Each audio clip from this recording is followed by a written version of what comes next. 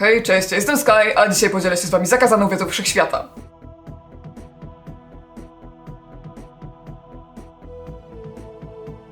Tak, to jest wreszcie ten wyczekiwany film, w którym opowiem wam, jak zrobić LPS-owe ubranka. Bluzy, kurteczki, koszule, cokolwiek wam się zamarzy. Pokażę wam 3 różne typy ubranek, jakie można zrobić. Oczywiście wszystkie z nich można dowolnie modyfikować. Ja tylko pokażę wam technikę. Zgodnie z tym będziecie mogli zrobić, co tylko chcecie. Pierwszym typem ubranka, jaki wam pokażę, będzie to ubranko zakładane od tyłu.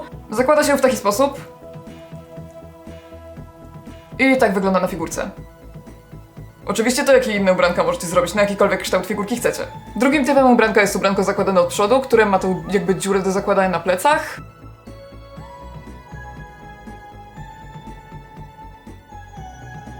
I na sam koniec pokażę, jak zrobić dwuczęściowe ubranko, tak jak ten garnitur tutaj. Jak widać, ono nie ma tej dziury do zdejmowania ani z przodu, ani z tyłu. Po prostu składa się z 2 części, które zakładane są osobno. Jest koszula i jest marynarka. Tą technikę robienia ubranek udało mi się opracować osobiście. Oczywiście były osoby przede mną, które robiły podobne rzeczy, ale mi się udało znaleźć ten sposób ich wykonania akurat, więc dlatego dzisiaj się z wami nim podzielę.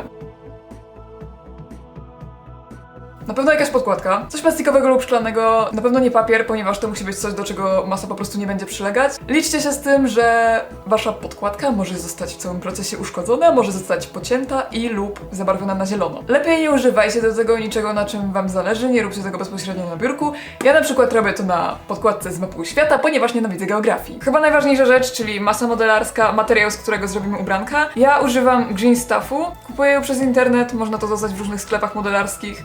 Możecie również użyć czegoś innego. Ważne jest to, żeby masa, której używacie, utwardzała się jakby bez pieczenia, gotowania i innych takich rzeczy, żeby wystarczyło ją zostawić na powietrzu. Ta masa po wyschnięciu nie może się kruszyć, nie może się łamać. Ona musi być tak lekko jeszcze taka plastyczna, rozciągająca się, żebyście po prostu mogli bezpiecznie zakładać i zdejmować ubranka bez rozwalania ich od razu. I teraz tak, jeśli tak jak ja używacie Green Stuffu, będziecie potrzebowali od cholery wody. Ta masa się bardzo klei i żeby cokolwiek z niej ulepić, co będzie w miarę ładnie wyglądać, trzeba mieć bardzo dużo wody. Więc mam tutaj taki pojemnik z wodą. On jest trochę brudny od farby, mam nadzieję, że to nie będzie przeszkadzać. Ale tak, woda będzie bardzo potrzebna. Skoro woda, to jakieś chusteczki, ale to już bardziej dla waszego komfortu, żeby móc sobie wytrzeć ręce. Coś do cięcia na pewno. Ja mam po prostu zwykły scyzoryk. Ogólnie uważajcie z ostrymi przedmiotami, można sobie zrobić krzywdę, także miejcie to na uwadze. Możecie oczywiście użyć też czegoś innego, ważne, żeby cięło. Druga rzecz. Będziecie się śmiać, ale rozkręcony długopis. Zwyczajny długopis, ale patrzcie, po rozkręceniu on tutaj ma takie dziurki, którymi można wycinać kółeczka i to nam się bardzo przyda. Oczywiście nie jest to konieczne, ale to jest mój taki protyp. Jeśli chcecie mieć fajne narzędzia, to nie potrzebujecie nic specjalnego. Rozkręćcie sobie długopis. I ostatnia rzecz, czyli figurka, na której zrobicie ubranko. Ja mam tutaj takiego fejkowego doga. Były na nim testowane farby, to dlatego jest taki pomalowany. Nie używajcie figurek, na których stanie wam zależy. Używajcie fejków, tudzież figurek oryginalnych, które są po prostu w bardzo, bardzo słabym stanie, ponieważ ta figurka prawdopodobnie podczas robienia ubranek się zawróci. Jak widać na tym dogu, już były na nim robione różne ubranka, jest on po prostu zielony. Po drugie, tej figurce trzeba będzie odrąbać głowę. Po prostu na samym ciele będzie zdecydowanie łatwiej robić ubranko. I będzie też zdecydowanie łatwiej później zdjąć. Jeśli chcecie ubranko na jakiś konkretny kształt, to róbcie to ubranko na figurce z tego kształtu. I tylko wtedy będzie można je włożyć. Są pewne wyjątki, na przykład jeśli zrobicie ubranko na shorthaira, to wejdzie ono na jamnika, albo jeśli zrobicie ubranko na jamnika, to wejdzie ono na bigla. Zaczniemy od ubranka zakładanego od tyłu, ponieważ ono jest chyba najprostsze. Ogólnie jeśli nie pracowaliście nigdy z Green Stuffem, powiem wam, że to jest masa chemoutwardzalna. To znaczy, że nie zasycha ona od powietrza, od trzymania na powietrzu. Zaczyna ona zasychać, kiedy zmiesza się te 2 części. Na jedno ubranko wystarczy mniej więcej centymetr tej masy. Tyle sobie mniej więcej utnę z tej taśmy. Ona jest zapakowana w taką folię. Jak mówię, ta masa zaczyna zastygać, kiedy zmiesza się 2 części. Dlatego polecam odciąć ten środek, który jest tutaj, ponieważ w tym miejscu ta masa jest częściowo już zastygnięta i będą grudki w niej, jeśli zaczniecie po prostu tak mieszać te 2 części ze sobą bez odcięcia tego środka. Więc to można po prostu wyrzucić, no nie? A to trzeba po prostu ze sobą zmieszać. Jak będzie całe zielone, to można już z tego coś robić. Ogólnie jeśli to wam się klei do palców, to po prostu zamoczcie je w wodzie. I kiedy masa jest już piękna i ciemnozielona, proszę bardzo, w tym momencie zaczyna tykać zegar i od tego momentu macie mniej więcej godzinę, aż ta masa zastygnie. Znaczy aż zacznie zastygać, bo zastyga tak w praktyce trochę dłużej, ale mniej więcej za godzinę będzie już tak twarda, że nie będzie się dało nic z nią zrobić. Biorę trochę z tej masy, mniej więcej tyle. No dobra, może trochę więcej. I rozpłaszczam to w taki mniej więcej prostokąt. I teraz, kiedy macie taki płatek, on ma mieć mniej więcej, nie wiem, z milimetr? Coś takiego. Nie wiem, zróbcie to na oko. Wtedy macie bazę do ubranka. I teraz, ja zazwyczaj po prostu biorę profesjonalne narzędzie, jakim jest rozkręcony długopis, moczę je w wodzie, żeby się nie przykleiło i robię dziurkę. O tutaj. I teraz mamy dziurkę na głowę. I zakładamy to jak taki, nie wiem, jak taki koc. Coś takiego. Kolejna rzecz, jaką zrobię, może wydawać się głupia, ale uwierzcie mi, ja tu jestem ekspertem. Odcinamy rękawy. Nawet jeśli chcemy mieć rękawy w naszej bluzie, czy cokolwiek robimy, to trzeba pamiętać o tym, żeby odciąć rękawy, a potem przykleić je z powrotem. Ogólnie nie bójcie się kroić tego ubranka na figurce, właśnie po to używamy fejka, tudzież figurki w słabym stanie, żeby nie bać się, że coś zniszczymy. Krojenie tej masy na figurce to jest esencjonalny element stworzenia ubranka, które będzie wyglądać dobrze po prostu. Kiedy już odcięliśmy rękawy, teraz robimy jeszcze głupszą rzecz, czyli tworzymy taki paseczek z tej masy, tej samej mniej więcej grubości co ta baza ubranka, to coś co on ma na plecach teraz. Takie coś mniej więcej, o tak. I przyczepiamy to. To będzie rękaw. Po jaką cholerę odkrajamy rękawy, a potem przyczepiamy je z powrotem? Zadacie pytanie. Wiecie co, to jest bardzo dobre pytanie, ale ja zawsze tak robię i to działa. Po prostu te ubranka lepiej wyglądają, kiedy mają odcięte rękawy i przyczepione z powrotem. Wtedy masa w tym miejscu styku rękawa z tą jakby bazą jest taka cieńsza. Nie wiem, no po prostu to lepiej wygląda. Żeby nasz rękaw się przyczepił, musimy wziąć wodę w ręce i po prostu zrobić o tak to wygładzić. I wtedy to się będzie trzymało. Przynajmniej powinno. Im więcej wody, tym takie gładsze i ładniejsze te ubranka będą. Jak nie będziecie używać wody i nie będziecie ich wygładzać, to będą takie sobie. Jak widać, jest tutaj trochę za dużo tej masy, więc odetnę ją. Przekrajam to przy łapie, tak żeby zrobić mniej więcej równy rękaw. I teraz, żeby nasze ubranko było w ogóle możliwe do zdjęcia, musimy tutaj wykroić taką jakby małą dziurę w tym rękawie od tej najbardziej wewnętrznej strony. To nie musi być jakieś duże, wystarczy, że będzie miało tak ze, nie wiem, 3 mm. Jak widać teraz, nasz dog ma dziurę w rękawie, ale z zewnątrz tego za bardzo nie widać i przynajmniej będziemy mogli mu zdjąć to ubranko. Można jeszcze wyrównać ten rękaw tutaj, przy tej łapce, jeśli to jest nierówne. I teraz wystarczy zrobić to samo z drugiej strony.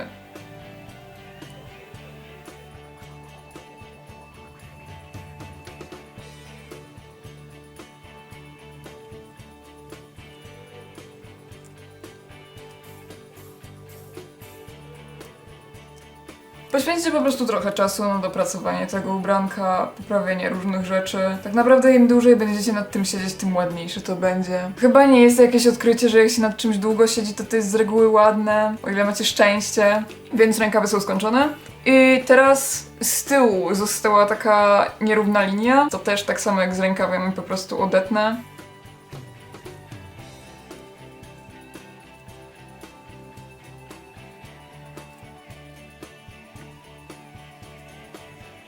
Mamy mniej więcej bazę naszego ubranka. I teraz to, co z nim zrobimy, zależy całkowicie od nas. Ja chcę zrobić po prostu zwykłą kurtkę na zamek, więc pokażę wam, jak zrobić zamek błyskawiczny. Zaczynam od zrobienia takiego cienkiego paska. Spłaszczam to trochę i wycinam z tego jeszcze cieńszy pasek. Nie wiem, jak to powiedzieć dokładnie, po prostu patrzcie, co robię, ok? Przycinam to na dwie części, ponieważ jak dobrze wiadomo, zamek ma dwie strony. Każdą z tych części przyczepiam po jednej stronie jakby tego, nie umiem się wysłowić, tam gdzie powinien być zamek. I teraz, żeby to się jeszcze bardziej trzymało i żeby miało taki paseczek jakby z boku, robię tutaj takie wcięcie. Oczywiście nie za mocno. Mniej więcej coś takiego. Zamek błyskawiczny ma takie jakby wcięcia i wypustki, więc po prostu biorę nożyk, robię takie coś, takie wcięcia po prostu. Odcinam część z tego. I voilà, mamy piękny zamek błyskawiczny. Znaczy nie jest on może zbyt piękny, nie jest aż tak realistyczny, ale myślę, że wystarczy to jak na takie małe ubranko, bo na takich małych ubrankach i tak nie widać wszystkich szczegółów. Oczywiście możecie włożyć w to jeszcze więcej starań, możecie zrobić to jeszcze bardziej dokładnie, ale ja po prostu zostaję z czymś takim. Mi się wydaje, że to wygląda w miarę dobrze. I to samo robię z drugiej strony.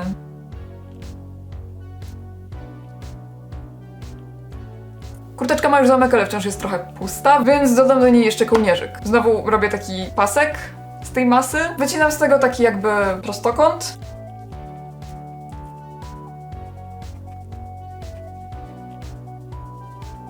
I ścinam mu boki tak, żeby powstał taki jakby trapez. I teraz po prostu przyklejam to mniej więcej do tej kurteczki. Przede wszystkim tutaj od góry, ponieważ od dołu chcemy, żeby ten kołnierzyk czy cokolwiek tak trochę wystawał. Okej, mamy kołnierzyk i pokażę wam, jak zrobić jeszcze jedną rzecz do tej kurteczki. Pokażę wam, jak zrobić kieszeń. Robimy taki placek z tej masy. Przecinamy go na pół, w sensie chodzi o to, żeby powstało takie... Chodzi o to, żeby powstał taki półokrąg, prawda? Zginam to tak trochę, żeby miało to tak trochę takiego trójwymiaru. I przyczepiam to mniej więcej w miejscu, gdzie chcę, żeby kurtka miała kieszeń.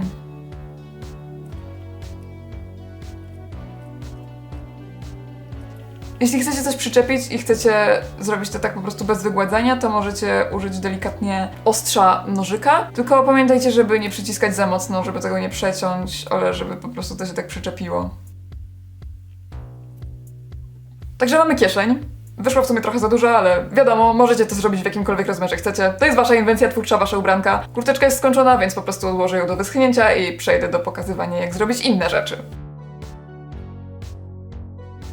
Pokażę wam, jak zrobić taką koszulę jak ma Souris. Spłaszczam trochę tej masy, mniej więcej tak jak poprzednio. I teraz za pomocą mojego profesjonalnego narzędzia z rozkręconego długopisu robię w nim dziurę na głowę. Mniej więcej tutaj tak w 2/3 proporcji, w połowie. Zakładam to na mojego biednego jamnika. Trzeba go tym obkleić tak, żeby był po prostu cały pokryty tą masą. Wykładam to trochę wodą. I teraz robię to co poprzednio, czyli po prostu odcinam rękawy. Bo rękawy nie będą nam potrzebne. To znaczy będą, ale nie te.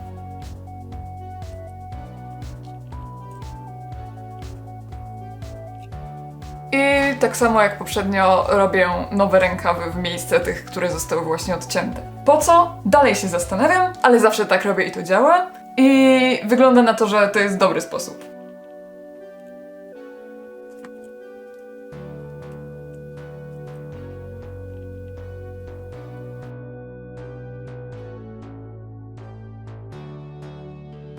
I teraz tak, jeśli robi się na przykład ubranko na jamnika, który ma dość niskie łapki, tak jak ja w tym momencie, to może wystąpić taki problem, że ta część tutaj na klatce piersiowej zleje się tak trochę z tymi rękawami. Żeby je tak jakby z powrotem oddzielić, moczę ten scyzoryk w wodzie i tak jakby wyrównuję to, nie wiem jak to ująć, ale oddzielam to tak trochę. Po prostu patrzcie co robię, ok? Podobnie jak wcześniej odcinam tę część na plecach.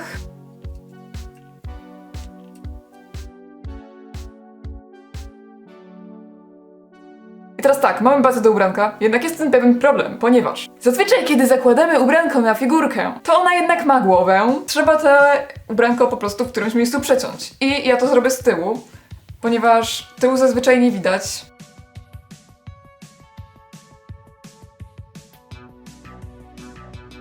Kiedy mamy taką koszulę, to zazwyczaj one na rękawach mają takie paski. Biorę ten nożyk i po prostu robię tutaj taki pasek. Nie przecinam tego do końca, tak żeby to się nie oddzieliło jakby od tego ubranka, ale na tyle, żeby był taki wzorek stworzony, powiedzmy.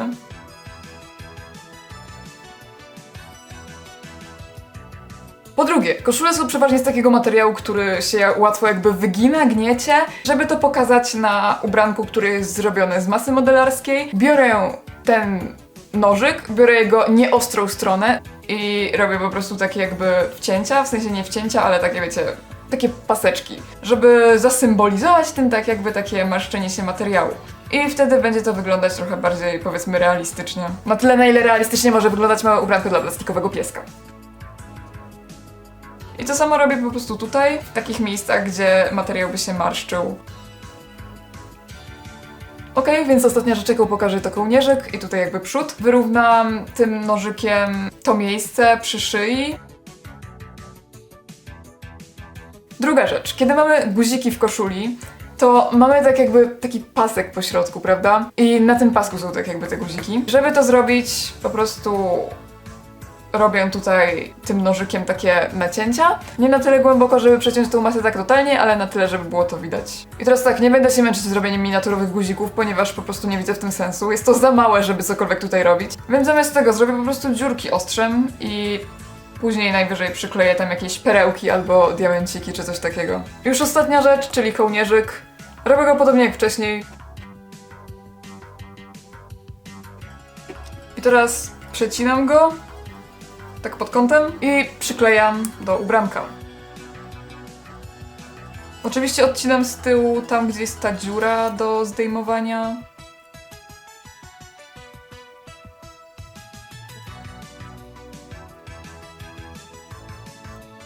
Koszula jest skończona i możemy teraz przejść do ostatniego ubranka. I będzie to ubranko składające się z dwóch części, czyli jakby ma część przednią i ma jakieś okrycie wierzchnie. Ja zrobię garnitur, będzie miał z przodu koszulę, a z tyłu będzie miał marynarkę. Żeby zrobić dwuczęściowe ubranko, zacznę od zrobienia jakby tej części zakładanej od tyłu, czyli zacznę tak samo jak przy tej kurteczce.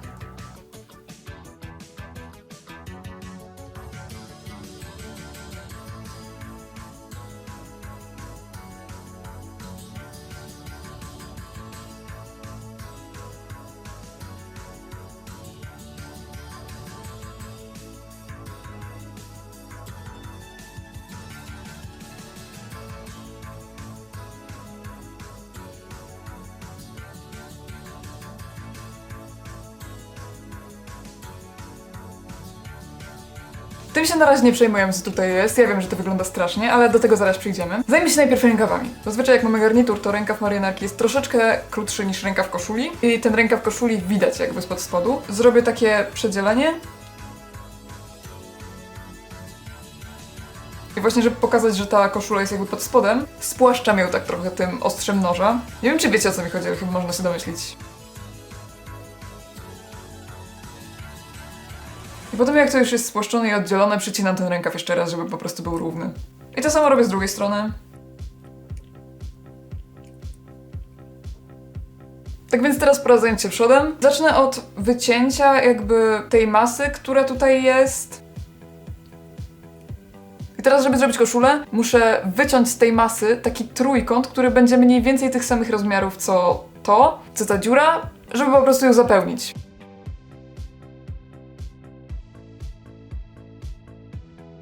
Mniej więcej coś takiego i po prostu przyklejam to tutaj. Przytnę to tak, żeby mniej więcej jakoś dobrze wyglądało. Teraz robię tutaj taki pasek, tak jakby na guziki, tak jak było w tamtej koszuli.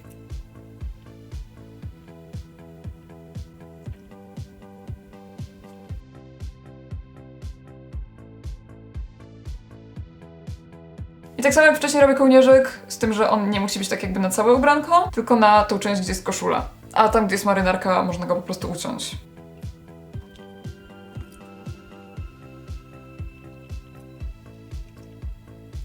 I teraz został już ostatni detal do marynarki. To takie coś. Nie wiem, jak to się nazywa, ale taki jakby kołnierzyk, ale tak nie do końca. Wycinam 2 trójkąty.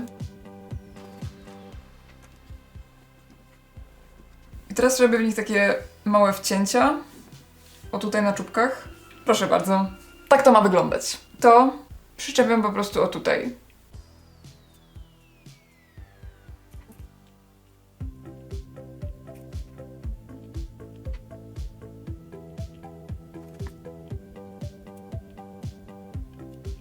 Dobra, tak więc mamy skończony garnitur. Jednak nie da się go zdjąć. Więc musimy coś wykombinować, żeby gdzieś wyciąć dziurę. Oczywiście można po prostu wyciąć dziurę tutaj, tak jak zrobiliśmy to w przypadku tej koszuli. Ja po prostu wolę to zrobić tak, żeby wykorzystać fakt, że to ubranko składa się z 2 części i przeciąć je od tutaj. Dokładnie w miejscu, gdzie koszula i marynarka się stykają. Potem po prostu będzie można koszulę zdejmować osobno i marynarkę zdejmować osobno.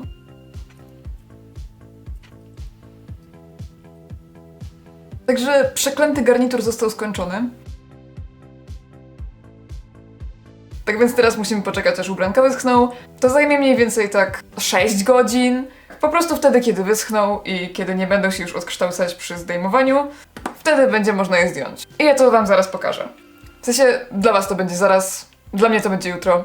W każdym razie, widzimy się jutro.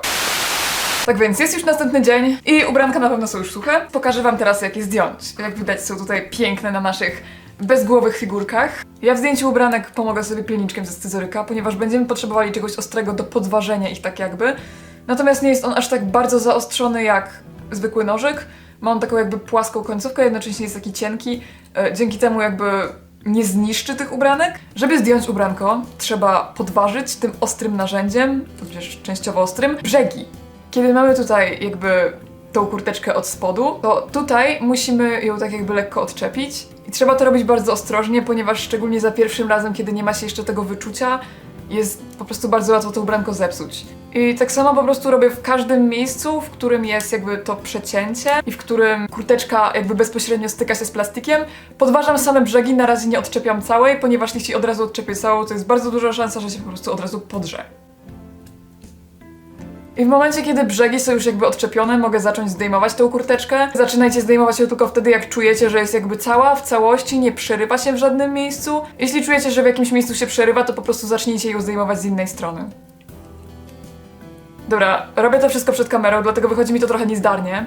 W każdym razie kurteczka jest zdjęta i niestety przerwała się tutaj w jednym miejscu, tutaj przy rękawie. Natomiast nawet jeśli ona się tutaj przerwała, będzie można ją skleić i będzie można ją zamalować i nie będzie tego widać i nie będzie to jakoś przeszkadzać. I wchodzi i można ją zdejmować. I tak samo będzie wchodzić i schodzić z figurki z głową. Uwaga, ostrzeżenie. Jako iż robimy te ubranka na figurkach bez głowy, uważajcie, żeby nie zrobić zbyt wysokiego kołnierza albo kaptura, ponieważ wtedy będzie on zaczepiał o głowę i będzie ta ubranko trudniejsze do zdjęcia i założenia. Tą samą operację trzeba będzie powtórzyć na drugim ubranku.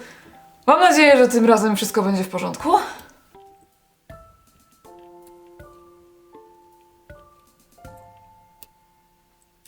Po samym zdjęciu te ubranka bardzo łatwo się wyginają, bardzo łatwo je założyć, zdjąć. Po pewnym czasie, po kilku dniach, a jeszcze bardziej po kilku tygodniach, kilku miesiącach, zaczną się one robić coraz bardziej twarde. Jeśli nie zrobicie ich z wystarczająco cienkiej warstwy tej masy modelarskiej, to po prostu w pewnym momencie będą niemożliwe do założenia, bądź bardzo trudne do założenia. I ostatnie ubranko ściągam tym samym sposobem.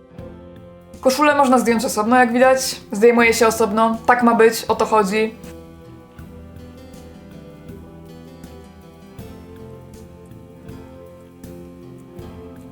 Także garnitur jest już zdjęty, jak widać działa. Istnieje spora szansa, że po zdjęciu wasze ubranka będą miały nierówne brzegi w niektórych miejscach, nawet jeśli je wyrównywaliście. Jeśli tak jest, to wykorzystajcie moment, kiedy są jeszcze wystarczająco miękkie i po prostu przytnijcie te brzegi nożyczkami w tych miejscach, gdzie są po prostu nierówne. Jeśli widzicie, że jest taka potrzeba, to możecie wasze ubranka jeszcze wyrównać papierem ściernym. Lub jeśli nie macie papieru ściernego, jakimś pilniczkiem.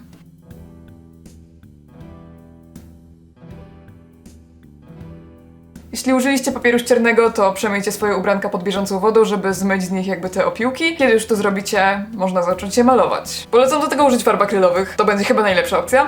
Ja użyję do tego farb takich, to są farby Vallejo Model Color. Wy możecie użyć jakichś tańszych, prostszych farb akrylowych, ale ja po prostu takie mam pod ręką, ponieważ takich zazwyczaj używam do customów i po prostu takie mam. Zanim pomalujecie ubranka, upewnijcie się, że wasze farby są w miarę wytrzymałe, nie zmywają się łatwo pod wpływem wody i przede wszystkim nie zdzierają się zbyt łatwo. Jak wiadomo, ubranka będą zakładane i zdejmowane, więc trzeba użyć farb, które nie będą się szybko zdzierać. Potrzebuję jakiejś podkładki do malowania, więc wezmę sobie scenariusz, bo to są jedyne kartki, jakie mam w tym pokoju. Jak ktoś nie oglądał mojego serialu, to niech pójdzie obejrzeć. Potraktujcie to jako reklamę, bo bardzo dużo spędzam czasu nad tym serialem, więc jak jeszcze nie oglądaliście, to proszę obejrzyjcie go. O ile was to interesuje. Dobra, ale będę malować na drugiej stronie, bo nie chcę skrzywdzić tego scenariusza.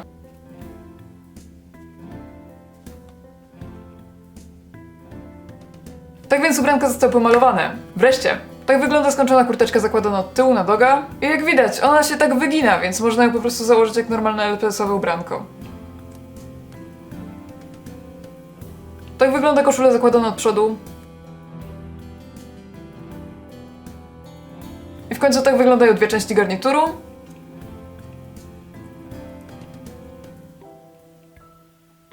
Tak wygląda na figurce. Także mam nadzieję, że udało mi się w miarę jasno wytłumaczyć, jak zrobić te ubranka i mam nadzieję, że nie uprościłam tego aż zbyt mocno, żeby to nie brzmiało jak jakiś poradnik dla debili. Pokażę wam jeszcze na końcu inne rodzaje ubranek, jakie udało mi się wcześniej zrobić i możecie się tym zainspirować. Możecie zostawić to ubranko trochę dłuższe z tyłu i zrobić z niego taki dłuższy płaszcz. Możecie poeksperymentować z teksturami materiału.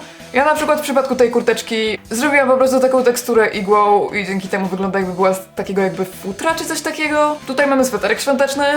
A tutaj na przykład zwyczajną, prostą, czarną kurtkę, bez żadnych dodatków, z samym zamkiem. Możecie spróbować zrobić sukienkę. Ja mam tutaj sukienkę, która ma taki koronkowy wzorek i ten wzorek jest zrobiony igłą, a tutaj jest jeszcze inny przykład sukienki. A tutaj jest Azura, która pomimo tego, że jest biglem, ma na sobie ubranko zrobione na kształcie jamnika. I jak widać, nam weszło. i wygląda w miarę dobrze. Poza kurteczkami, bluzami, koszulami i sukienkami możecie podjąć się jeszcze bardziej dzikich eksperymentów. Mi na przykład udało się zrobić spodnie. Wyglądają co prawda trochę dziwnie, ale myślę, że jeśli dopracuje się wystarczająco ten projekt, to można zrobić naprawdę fajne rzeczy. Można też zrobić okulary, takie jak mają Jodie i Rachel. Te szkła są zrobione z żywicy, ale generalnie sama ramka jest zrobiona właśnie też z masy modelarskiej. I Jodie nawet ma tutaj jakieś rzeczy w kieszeni, ma jakieś narzędzia, jakiś śrubokręt, długopis, nie wiem. Do tych kieszeni da się wsadzić różne rzeczy. I to jest fajne. Można też zrobić jakieś mniejsze akcesoria, na przykład obroże albo krawat. I mój najdziwniejszy eksperyment jak do tej pory, czyli łyżwy.